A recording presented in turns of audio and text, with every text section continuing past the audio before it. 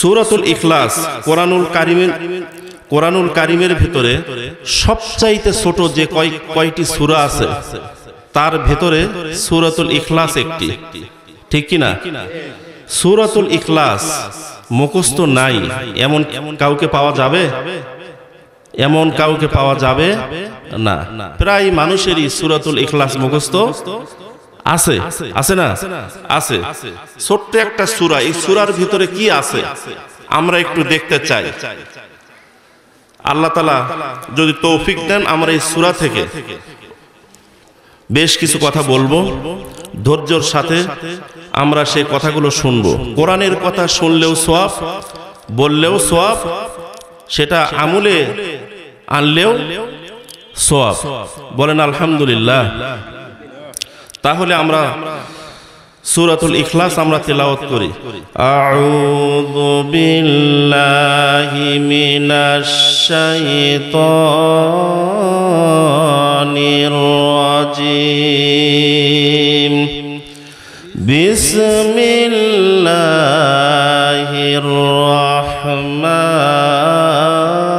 রাহমানির রাহিম। কুল হুয়াল্লাহু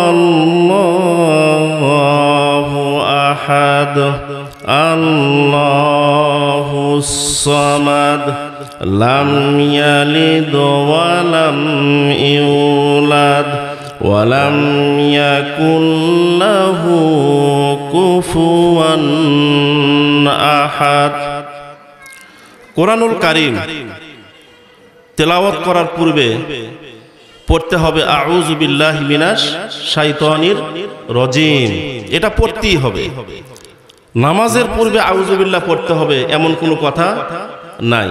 রোজা রাখার পূর্বে আউযু বিল্লাহি মিনাশ শাইতানির রাজিম পড়া লাগবে এমন কোনো কথা নাই। কিন্তু কোরআনুল কারীম পড়ার পূর্বে আউযু বিল্লাহি মিনাশ শাইতানির রাজিম পড়তেই হবে, এটা ওয়াজিব, পড়াই লাগবে। আউযু এটা ফেল, এর ভিতরে আনাজুমির ফাইল, বা হলো হরফে জার, আল্লাহ হলো মাজরুর, শাইতান হলো মাউসুফ, রাজিম হলো সিফত। মাউসুফ সিফত মিলে হলো শাইতানির রাজিম।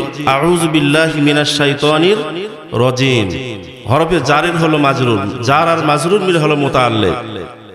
এখন ফেল ফাইল আর মুতাআল্লিক মিলে জুমলাতু ফেলিয়া। বলেন আলহামদুলিল্লাহ। বিসমিল্লাহির রহমানির রহিম। বা হলো হরফে জার, ইসিম হলো মুজাফ, আল্লাহ হলো মাউসুফ, আর রহমান সিফত, রহিম হলো সিফত। তাহলে এই যে প্রতিটা শব্দের তাকিক এবং তারকিব কোনটা কি, এখানে পুরো বাক্যটা হলো বা হলো হরফে জার আর বাদ বাকি সবগুলো মিলে হলো মাজরুর। মাউসুফ আর সিফত মিলে সব মিলে হলো মাজরুর। এবার জার এবং মাজরুর মিলে হলো মুতাআল্লিক। এই বিসমিল্লাহির রহমানির রহিমের ভিতরে একটা ফেল, উজ্জ একটা শিবা ফেল নিতে হবে। যেমন আশরাউ বা আবতাদিউ বা আকরাউ, যে যে কাজ করবে সেই কাজের শুরুতে বিসমিল্লাহির রহমানির রহিম। যেমন আমরা পড়তেছি, পড়ার পূর্বে কি পড়তে হবে? পড়ার পূর্বে যে আমি পড়তেছি, আমি খাইতেছি, আমি যাইতেছি, আমি একটা কাজ করতেছি, এই ধরনের একটা ফেল নিতে হবে। যেমন আফতাদিউ, আশরাউ, তাহলে ফেল ফাইল আর মুতাআল্লিক মিলে জুমলাতু ফেলিয়া। বলেন আলহামদুলিল্লাহ। তাহলে আমরা সূরাতুল ইখলাস তেলাওয়াত করেছি। সূরাতুল ইখলাস এমন একটা সূরা, এই সূরা যদি কেউ বিসমিল্লাহ সহকারে 3 বার পড়ে, কয়বার পড়ে?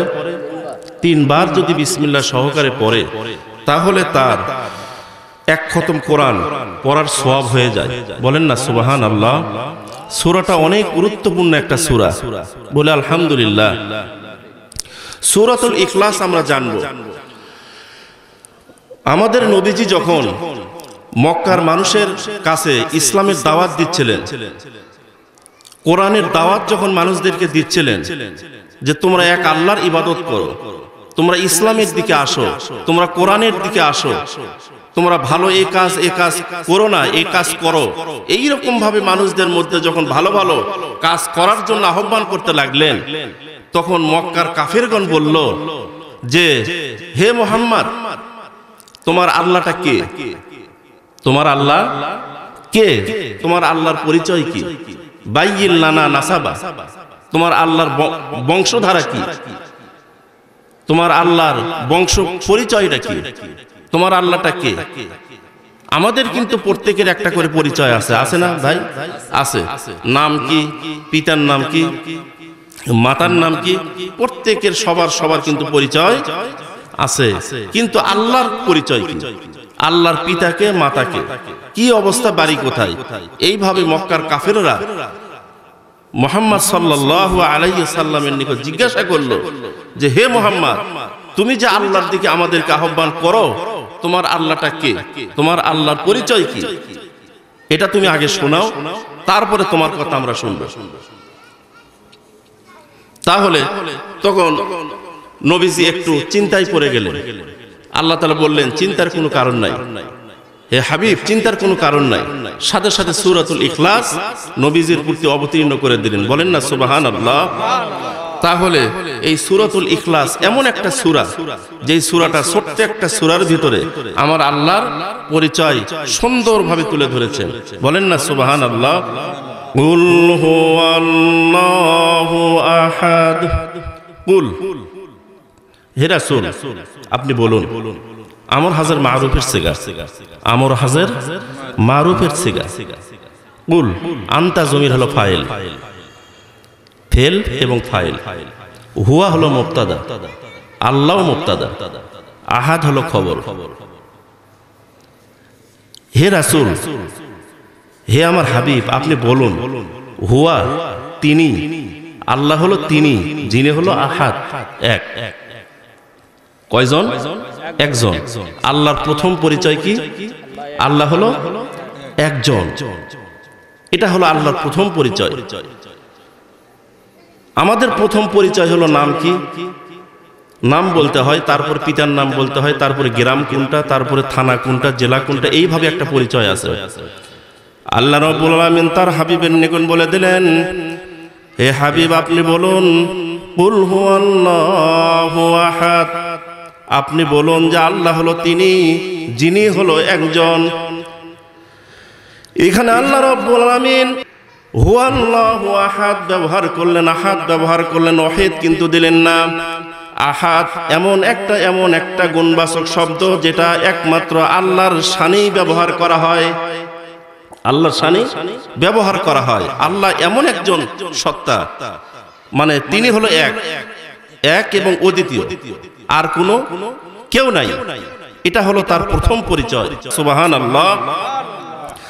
আল্লাহুস সামাদ, আল্লাহ হলো অমুখাপেক্ষী। আল্লাহ হলো অমুখাপেক্ষী। আমরা কিন্তু দুনিয়াতে প্রত্যেকটা মানুষ কিন্তু মুখাপেক্ষী। একজন মানুষ যখন থেকে যায় আর একজন মানুষের নিকট কিন্তু ধর্ণা ধরে। আমাদের কারো নিকট যদি টাকা না থাকে আর একজনের নিকট আমরা কর্জ করি। আমাদের কেউ যখন কোনোভাবে যখন থেকে যায় আর একজনের কাছে আমরা মুখাপেক্ষী হয়ে যাই। কিন্তু আল্লাহ রাব্বুল আলামিন বলেছেন আল্লাহুস সামাদ, আল্লাহ হলো অমুখাপেক্ষী। এখানে আল্লাহ হলো মুক্তাদা, সমাদ হলো খবর। আল্লাহ কি? আল্লাহ অমুখাপেক্ষী, তিনি মুখাপেক্ষী নন, তিনি মুখাপেক্ষী নন। আমরা দুনিয়ার বুকে আমরা কিন্তু প্রত্যেকে মুখাপেক্ষী। এখানে কেউ বলতে পারবো না যে আমি মুখাপেক্ষী নই, আমি একাই 100 এটা বলতে পারবো না। যে যতই বড় ধনভাণ্ডার যার থাকুক না কেন, যত বড় ধনী বিত্তশালী ব্যক্তি হোক না কেন, আমরা কিন্তু দুনিয়ার বুকে কিন্তু মুখাপেক্ষী না ভাই, মুখাপেক্ষী। কিন্তু আল্লাহ রাব্বুল আলামিন বলেছেন আল্লাহুস সামাদ, আল্লাহ হলো মুখাপেক্ষী। লাম ইয়ালিদ ওয়া লাম ইউলাদ, তিনি কাউকে জন্ম দেননি। ওয়া লাম ইউলাদ, তিনি কাউ থেকে জন্মগ্রহণ করেননি। তাহলে 2 নম্বর পরিচয় আমরা শুনলাম আল্লাহুস সামাদ, তিনি অমুখাপেক্ষী। লাম ইয়ালিদ, তিনি কাউকে জন্ম দেননি। ওয়া লাম ইউলাদ, তিনি কাউ থেকে জন্মগ্রহণ করেননি।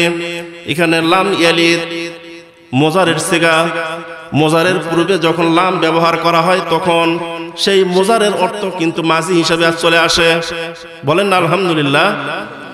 মোজারের পূর্বে যখন লাম আসে, মোজারে 3 অবস্থায় অতীতকালের অর্থ দেয়।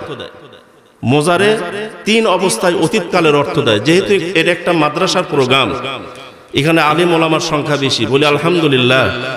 এটা একটা মাদ্রাসার প্রোগ্রাম, এখানে আলিম ওলামা ছাত্র ভাইরা যেহেতু আছেন, এখানে কিছু গ্রামার যদি একটু বলা হয় সবার একটু খোরাক জুটবে, বলে আলহামদুলিল্লাহ।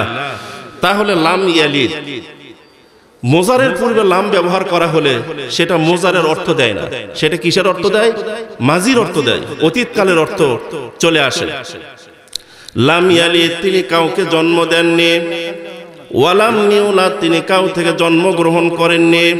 ওয়ালাম ইয়াকুল লাহু কুফুয়ান আহাদ, আর তার সমকক্ষ আর কেউ নাই। এটুকুই হলো আল্লাহর পরিচয়। এই কথাটা নবীজি কাফিরদের মধ্যে বলে দিলেন যে আমার আল্লাহর পরিচয় হলো এইটা। এবার কাফের মুশরিকরা কিন্তু ঠিকই টের পাইল, এটাই এমন একটা পরিচয়, আমাদের এই মুহাম্মদ আমাদের সামনে এমন একটা পরিচয় দিল, এটা দুনিয়ার কোনো সাধারণ মানুষের পরিচয় হতে পারে না, এটা দুনিয়ার কোনো মানুষের কথা হতে পারে না, এটা একমাত্র দুনিয়ার কোনো ভাষা হতে পারে না। এই ভাষাটা স্বয়ং একমাত্র আল্লাহ রাব্বুল আলামিনের। তারা এটা অকপটে বিশ্বাস করে নিল। কারণ আল্লাহ রাব্বুল আলামিন ছোট্ট একটা সূরা এমন ভাবে অবতীর্ণ করে দিলেন যে এখানে লাম ইয়ালিদ ওয়া লাম ইউলাদ, তিনি কাউকে জন্ম দেননি এবং কাউ থেকে জন্মগ্রহণ করেননি। আমরা যদি একটু খেয়াল করি সূরাটির ভিতরে কিন্তু জবর জের পেশ এই হরকতগুলো আছে না ভাই? আছে না? জবর জের এবং পেশ। এখানে এই সূরাটার ভিতরে জের আছে কিন্তু একবার। জের আছে কয়বার? একবার। জের একবারই পাইবেন, আর কোনো জের নাই। পেশ আছে কয়েকবার, জবর আছে, আপনার অনেক কিছুই আছে, কিন্তু জের আছে। জের আছে হলো একটা, সেটা হলো লাম ইয়ালিদ। এই লামের নিচে জের। এই জেরের পূর্বে যদি আপনি খেয়াল করেন এই সূরার ভিতরে, পূর্বে যদি আপনি লক্ষ্য করে দেখেন, এই জেরের পূর্বে শব্দ আছে হলো 7টা শব্দ আছে, 7টা। আর জেরের পরবর্তীতে এই সূরাটির ভিতরে শব্দ স্থান পেয়েছে হলো 7টা। কয়টা? 7টা শব্দ আছে। তাহলে 7-এর একটা মিল এই সূরাটির ভিতরে নিয়ে আসা হয়েছে। 7-এর মিল কেন আনা হলো? আল্লাহ রাব্বুল আলামিন এখানে বুঝাতে চাইলেন লাম ইয়ালিদ ওয়া লাম ইউলাদ, অর্থাৎ মানুষ যখন জন্ম দুনিয়াতে কাউকে জন্ম দেয় তখন 7টা ধাপে মানুষকে জন্ম দেয়। আর কেউ যখন জন্মগ্রহণ করবে তখন 7টা ধাপ পেরিয়েই কিন্তু জন্মগ্রহণ তাকে করতে হবে। তাই আল্লাহ রাব্বুল আলামিন বুঝাইতে চাইলেন যে 7টা ধাপের কোনো ধাপের সাথে আমার কোনো সম্পর্ক নাই। আরে জন্ম দেওয়া নেওয়া হলো এটা তোমাদের মধ্যে তোমাদের কালচার, এটার সাথে আমার কোনো সম্পর্ক নাই। তাহলে মানুষ 7টা ধাপে জন্মগ্রহণ করে। দুনিয়ার বুকে মানুষ আসে হলো 7টা ধাপ নিয়ে। সেই 7টা ধাপ হলো, প্রথমত মানুষ সৃষ্টি হয় হলো মাটি থেকে। কি থেকে? মাটি থেকে। প্রথমত মাটি থেকে। তারপরে 2 নম্বর ধাপ হলো নুতফা, যেটা চোখে দেখা যায় না। তারপরে 3 নম্বর ধাপ হলো আলাকা, অর্থাৎ জোকের মতো বাবার শুক্রাণু, মার ডিম্বাণু, এই মিলে শুক্রাণু ডিম্বাণু মিলে, অর্থাৎ যেটা চোখে দেখা যায় না সেটা আলাক হিসেবে, অর্থাৎ জোকের মতো করে আল্লাহ তাআলা প্রথমে মানুষকে সৃষ্টি করেন। তারপরে 4র্থ নম্বর ধাপ হলো মুদগা, অর্থাৎ যেটা চাবানো যায়, এমন একটা ছোট্ট একটা জিনিস যেটা মুখে দিলে চাবানো যাবে, এত ছোট একটা জিনিস। এই 4র্থ নম্বর ধাপে আল্লাহ তাআলা মানুষকে সৃষ্টি করেন। তারপরে 5ম নম্বর ধাপ হলো মানুষ যখন সৃষ্টি করেন, 5ম নম্বর ধাপ হলো আল্লাহ তাআলা সৃষ্টি করেন হলো হাড্ডি। ওই আপনার মুদগা থেকে চলে আসে হলো হাড্ডি। তারপরে 6 নম্বর ধাপ হলো হাড্ডি তো শুধু হলে হবে না, হাড্ডির উপরে গোস্ত পরায় দেওয়া হয়। তারপরে 7ম নম্বর ধাপ হলো এই গোস্ত পরায় দেওয়ার পরে, গোস্ত পরানোর পরে মানে পুরোটা একবারে মানুষে পরিণত হয়ে যায়। বলেন না সুবহানাল্লাহ। তাহলে 7টা ধাপ হয়ে মানুষ দুনিয়াতে আসতে হয়। আমরাও কিন্তু দুনিয়াতে ওই সিস্টেমে চলে এসেছি, কিন্তু আল্লাহ রাব্বুল আলামিন বলেছেন এই 7টা ধাপের সাথে আমার কিন্তু কোনো সম্পর্ক নাই। আমি কাউকে জন্ম দেই না, আর কাউ থেকে জন্মগ্রহণ করি না। তাই বুঝাতে চাইলেন মানুষ দুনিয়াতে আসে 7টা ধাপে, আর দুনিয়াতে আসে হলো 7টা ধাপে। আর দুনিয়াতে কোনো মানুষ যদি পয়দা করতে চায় তাহলে তাকে 7টা ধাপেই তাকে মানুষ পয়দা করতে হয়। এই 7টা ধাপের ভিতরে আমার সাথে কোনো সম্পর্ক নাই। আল্লাহ রাব্বুল আলামিন বলেছেন ফাতিরুস সামাওয়াতি ওয়াল আরদ জাআলা লাকুম মিন আনফুসিকুম আজওয়াজাও ওয়া মিনাল আনআমি আজওয়াজা يذرؤكم فيه ليس كمثله شيء وهو السميع البصير। জোরে বলুন আল্লাহু আকবার। আল্লাহ রাব্বুল আলামিন বলেছেন তিনি হলেন আল্লাহ, তিনি আসমান সমূহ এবং জমিনের স্রষ্টা। তোমাদের জন্য তোমাদের মধ্য থেকে জোড়া বানিয়েছেন, আর চতুষ্পদ জন্তুর মধ্য থেকেও তিনি জোড়া বানিয়েছেন। আর তিনি ইয়াদরাউকুম ফিহি, অর্থাৎ তিনি তোমাদেরকে এইভাবে ছড়িয়ে দিয়েছেন।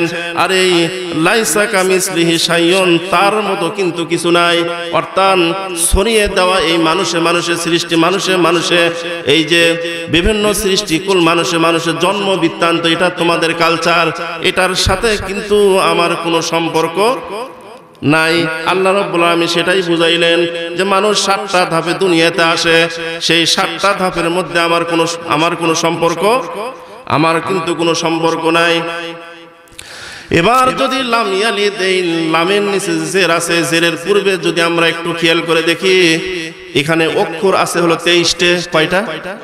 আমরা যদি গুনি একটা একটা করে কুর, কফ, লাম, হা, ওয়াও, এইভাবে যদি একটা একটা করে অক্ষর গণনা করা হয়, তাহলে এই লাম যে লি, এর পূর্বে আমরা এলিদের পূর্বে অক্ষর পাবো কয়টা ভাই? 23টে অক্ষর আমরা পেয়ে যাব। আর ওই এলিদের পরবর্তী যদি এই সূরাটার শেষ পর্যন্ত অক্ষরগুলো যদি গণনা করা হয়, তাহলেও আমরা অক্ষর পেয়ে যাব 23টে। তার মানে একটা মানুষ দুনিয়াতে আসতে হলে তাকে 23টা ক্রোমোজোম নিয়েই দুনিয়ার চেহারা দেখতে হবে। দুনিয়ার চেহারা দেখতে গেলে তাকে 23টা ক্রোমোজোমে আসতে হবে। আল্লাহ রাব্বুল আলামিন বোঝাতে চাইলেন এই 23টা ক্রোমোজোমের মধ্যে আমার কোনো সম্পর্ক নাই। আমার কোনো সম্পর্ক, আমার কিন্তু সম্পর্ক নাই। আল্লাহ রাব্বুল আলামিন এমন চ্যালেঞ্জ করলেন, ইন্নানি আনাল্লাহু লা ইলাহা ইল্লা আনা ফা'বুদুনি ওয়া আকিমিস সালাতা লিযিকরি। জোরে বলুন আল্লাহু আকবার। আল্লাহ রাব্বুল আলামিন বলেছেন আমি হলাম আল্লাহ, আমি ছাড়া আর কোনো ইলাহ নাই, কাজে তুমি আমার ইবাদত করো এবং আমাকে স্মরণ করার জন্য নামাজ প্রতিষ্ঠিত করো। তিনি চ্যালেঞ্জ দিলেন যে আমি আল্লাহ, আমি এমন আল্লাহ, আমি কাউকে জন্ম দেই না, আর কাউ থেকে জন্মগ্রহণ কিন্তু আমি করি নাই।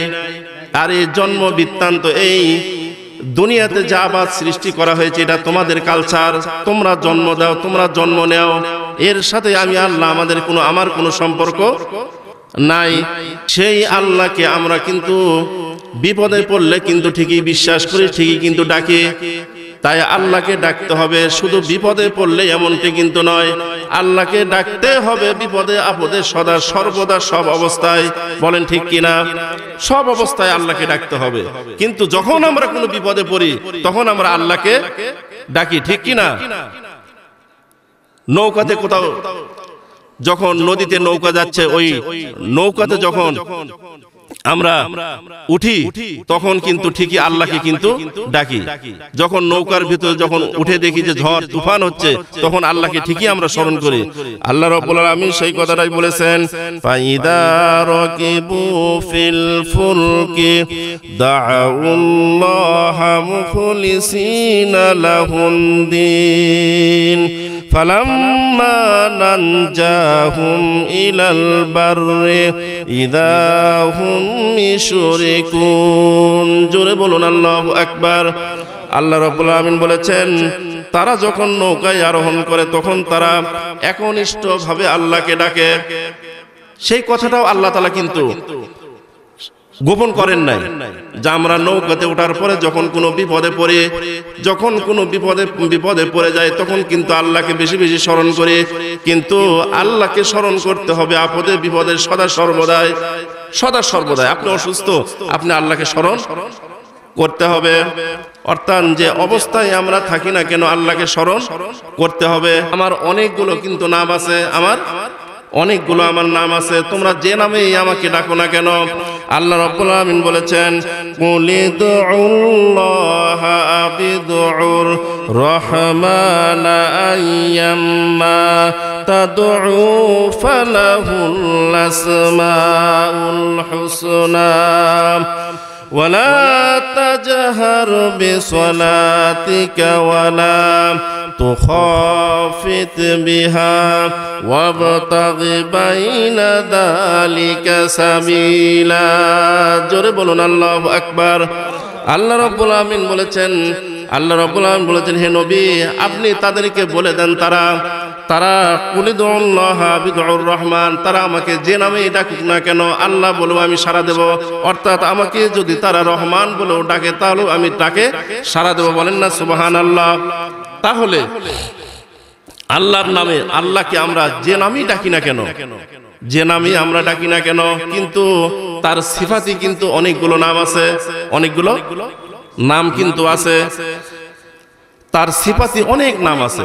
কিন্তু আল্লাহ নামটা এমন একটা নাম যে নামের আপনি স্ত্রীলিঙ্গ পাবেন না, যে নামের কোনো স্ত্রীলিঙ্গ হয় না, যে নামের কোনো ব্যাখ্যা বিশ্লেষণ করলে আপনি দ্বিবচন করতে পারবেন না, এমন একটা নাম।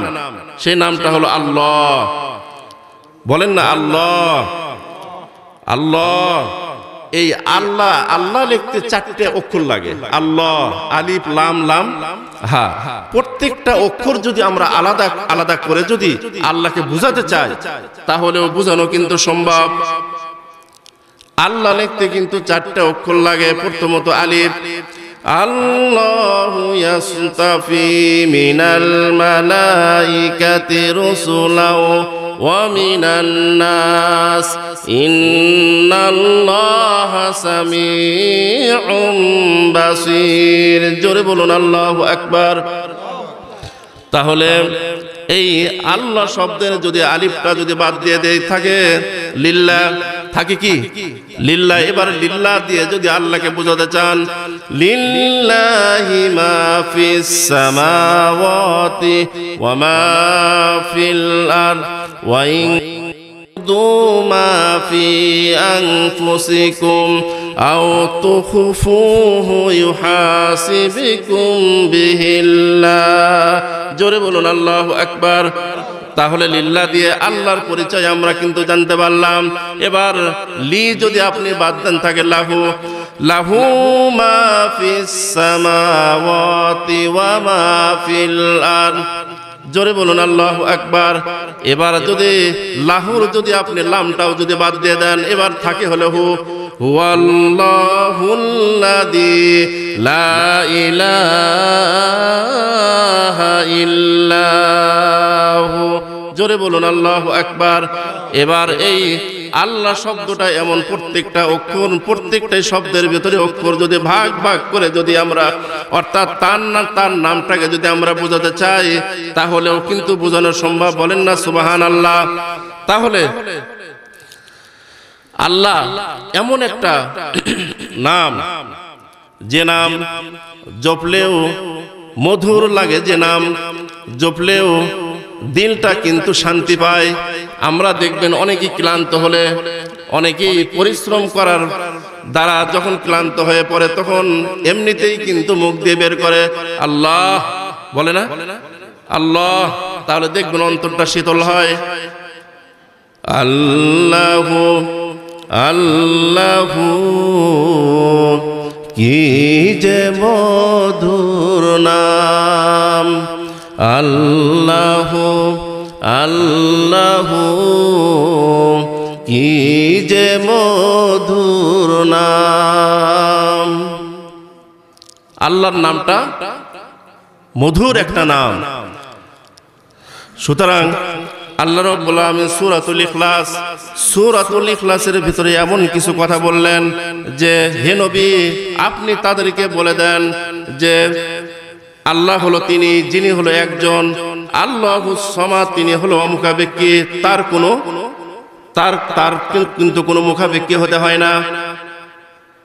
কোন প্রান্তে, পৃথিবীর কোন প্রান্তে বৃষ্টি নাই, আরেক প্রান্ত মুখাপেক্ষী হয়েছে, কিন্তু তাকে বৃষ্টি কিন্তু প্রার্থনা করতে হয় না। অর্থাৎ আল্লাহ কিন্তু একাই 100, আল্লাহ একাই 100, কারো কাছে ধন্না ধরতে হয় না যে আমি একটু ঠেকে গেছি, আমাকে তোমরা একটু কিছু দাও, হ্যাঁ, এইরকম কিছু কিনা। আল্লাহ যদি 2 জন হতো তাহলে কি হতো? আল্লাহ 2 জন হলে কি হতো? সেই কথাটাও আল্লাহ রাব্বুল আলামিন বলেছেন, লাউ কানা ফীহিমা আলিহাতুন ইল্লাল্লাহু লাফাসাদাতা ফাসুবহানাল্লাহি রাব্বিল আরশি আম্মা ইয়াসিফুন। জোরে বলুন আল্লাহু আকবার। আল্লাহ রাব্বুল আলামিন বলেছেন, যদি আকাশে পৃথিবীতে এক আল্লাহ ছাড়া দ্বিতীয় কোনো ইলাহ থাকতো তাহলে উভয়ের মধ্যে কিন্তু বিভেদ সৃষ্টি হতো, ধ্বংস সৃষ্টি হয়ে যেত। তাই আমাদের অকপটে মনের মন থেকে আমাদের বিশ্বাস করতে হবে আল্লাহ কয়জন? একজন। আর এটা আমাদের এমন ইয়াকিন রাখতে হবে যে আমার সুখে দুঃখে, আমার কষ্টে বিপদে, যে অবস্থায় থাকি না কেন, আমার ভরসা করতে হবে আল্লাহর উপরে। কার উপরে?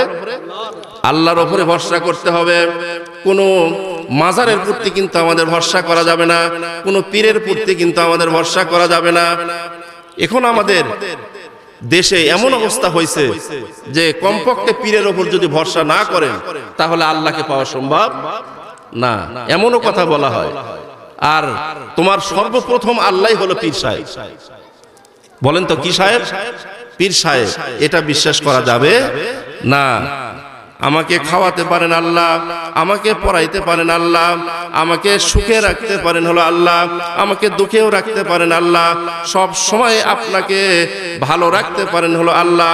এটা সদা সর্বদা বিশ্বাস করার নামই হলো কি বলেন তো? কি হলো ঈমান। আমাদের ঈমান কিন্তু আজকে মজবুত নাই। তাই সারা দিন ধরে যদি আমরা দোয়া করি, আমরা প্রার্থনা করি আল্লাহর কাছে, দুঃখে পড়ে যদি আল্লাহর কাছে মোনাজাত করি, কবুল হয় না? হয় না? কবুল হয় না তো? হয়, কবুল হতে চায় না। আমরা যদি আল্লাহর কাছে যদি আমরা কেঁদে কেঁদে যদি সাহায্য প্রার্থনা করি, কারণ আমরা দ্বিতীয় ইলাহ হিসেবে আমরা দুনিয়াতে অনেকেই ধন্না ধরি অনেকের কাছে। তাই আমাদের ধন্না ধরতে হবে হলো আল্লাহর কাছে।